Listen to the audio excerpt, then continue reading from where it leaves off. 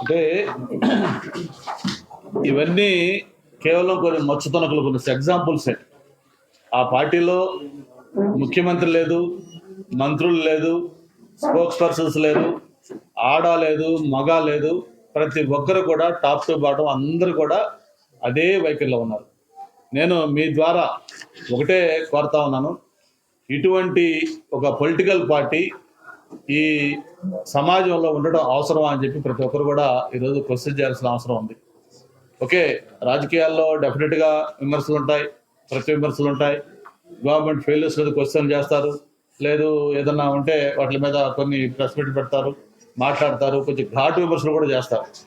కానీ వ్యక్తిగతంగా ఒక అమ్మ అబ్బాలకు సంబంధించి లేకపోతే ఆ లకారాలు ఇవన్నీ కూడా చూస్తూ ఉంటే ఈ పొలిటికల్ పార్టీ ఏదైతే ఉందో దీన్ని అసలు పూర్తిగా బ్యాన్ చేస్తే తప్ప ఇటువంటి వాళ్ళకి పరిష్కారం లేదని చెప్పి కూడా తెలియజేసుకుంటూ, నేను ఎలక్షన్ కమిషన్ కూడా ఒక లెటర్ రాయాలనుకుంటున్నాను. ఎందుకంటే మీకు ఏదైతే చూపించానో ఇప్పుడు ఈ వీడియోలన్నీ ఇవన్నీ ఎన్క్లోజ్ చేస్తూ, ఈ పార్టీ స్టార్టింగ్ నుంచి ముఖ్యమంత్రి జగన్మోహన్ రెడ్డిగా ఉన్నప్పుడు ఎలా ఉండింది, ఆయన అపోజిషన్లో ఉన్నప్పుడు ఎలా ఉన్నాడు, పార్టీ పెట్టినప్పుడు ఎలా మాట్లాడారు, ఇవన్నీ కూడా మొత్తం ఒక డాక్యుమెంట్ చేసి దాన్ని మొత్తాన్ని కూడా ఎలక్షన్ కమిషన్కి పంపించాలనుకుంటున్నాం. ఎందుకంటే ఇది ఈ రోజుతో అయ్యేది కాదు. నెక్స్ట్ ఫ్యూచర్ జనరేషన్ యువతరం ఉన్నారు, ఈరోజు చాలామంది రాజకీయాలను గమనిస్తూ ఉన్నారు, వాళ్ళ మీద కూడా ఇది తీవ్రంగా ప్రభావం చూపించే అవకాశం ఉంది. కాబట్టి మీ ద్వారా మళ్ళీ ఒకసారి అందరిని కూడా కోరుతా ఉన్నాను, సమాజంలో అందరూ కూడా దీన్ని సీరియస్గా తీసుకోవాలి. దాని మీద మళ్ళీ చివరికి ఒక దీన్ని తెచ్చి నిన్న మొన్న ఇళ్ల మీద దాడులు చేశారు, లేకపోతే ఇంకోటి చేశారు అని చెప్పి కూడా వాళ్ళు మాట్లాడుతూ ఉన్నారు.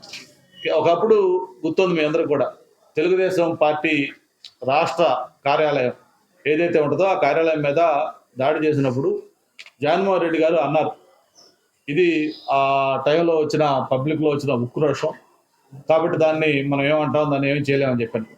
మరి ఈరోజు ఒక సీనియర్ నాయకుడు, దేశ రాజకీయాల్లోనే ఒక టాల్ లీడర్, 4వ సారి ముఖ్యమంత్రిగా పనిచేసిన వ్యక్తి, రాజకీయాల్లో ఒక ట్రెండ్ సెట్టర్, అటువంటి చంద్రబాబు నాయుడు గారి గురించి మరి నిన్న మన ఆ వ్యక్తులు మాటలు వాళ్ళ పేర్లు కూడా ఉచ్చరించడానికి నాకు ఇబ్బందిగా ఉంది.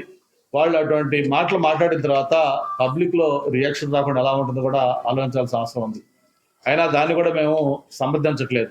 డెఫినెట్గా మా పార్టీ ఎప్పుడు కూడా ఎవరైనా అటువంటి హద్దు మీరు ఏమన్నా పనులు చేస్తే వెంటనే దాన్ని ఖండిస్తారు, దాన్ని తప్పకుండా తప్పని చెప్పే సంస్కారం సంస్కృతి కూడా మాకుంది.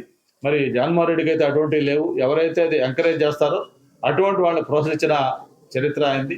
కాబట్టి దీన్ని నేను ఒకటే మీ ద్వారా మళ్ళీ తెలియజేసేది, ఏదైతే ఈ సభ్య సమాజం తలదించుకునేలాగా మాట్లాడుతున్న ఆ పార్టీ డిఎన్ఏ అనేది మనం చూస్తూ ఉన్నాం.